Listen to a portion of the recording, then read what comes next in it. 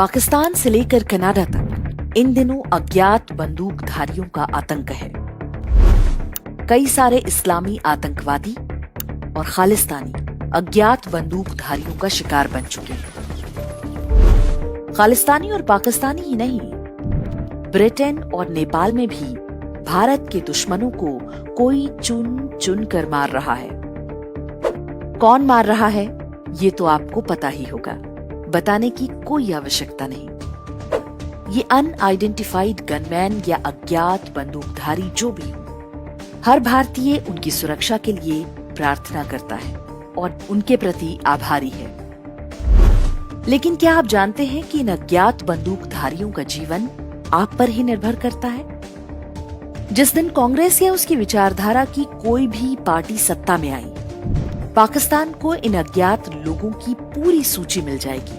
वे कौन हैं और कहां रहते हैं। फिर ये सारे लोग ठीक उसी तरह से मार दिए जाएंगे जैसे अतीत में कई बार मारे जाते रहे हैं।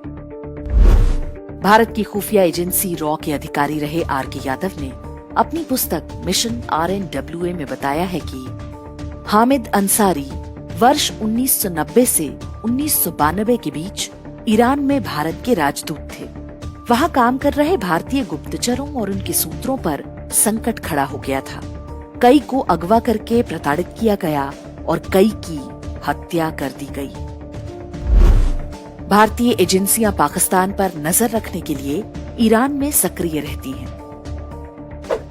दावा किया जाता है कि हामिद अंसारी ने भारत का राजदूत रहते हुए उस पूरे नेटवर्क को तहस नहस कर दिया।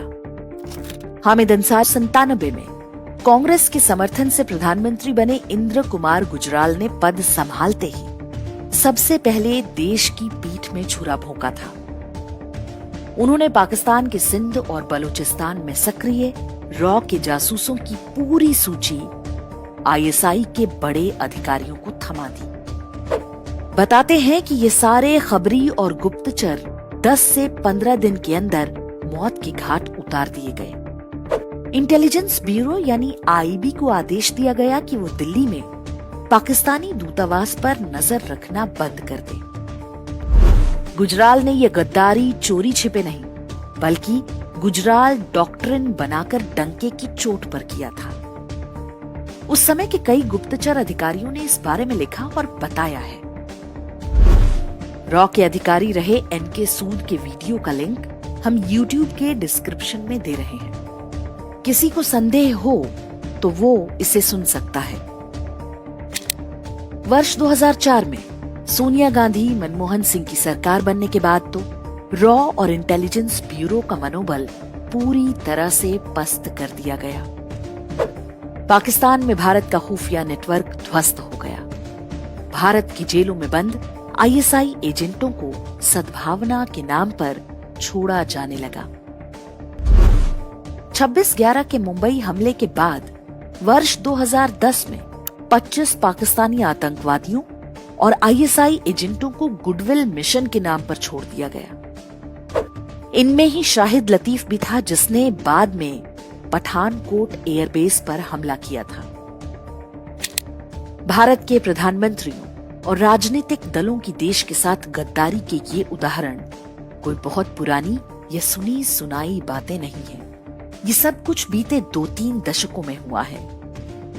इससे जुड़े सारे तथ्य सार्वजनिक रूप से उपलब्ध हैं। आप चाहें तो इसकी जांच स्वयं कर सकते हैं।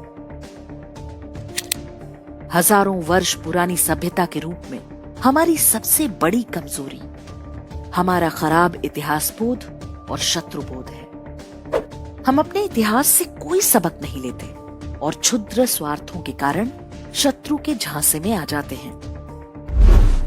लोकतंत्र में हमारा अधिकार है कि हम किसे वोट दें या किसे ना दें, लेकिन ये याद रखना चाहिए कि हमारे वोट पर उन लोगों का जीवन भी निर्भर है जो बिना किसी पहचान, बिना किसी श्रेय के हर समय अपनी जान जोखिम में डालकर हमारी रक्षा कर रहे हैं।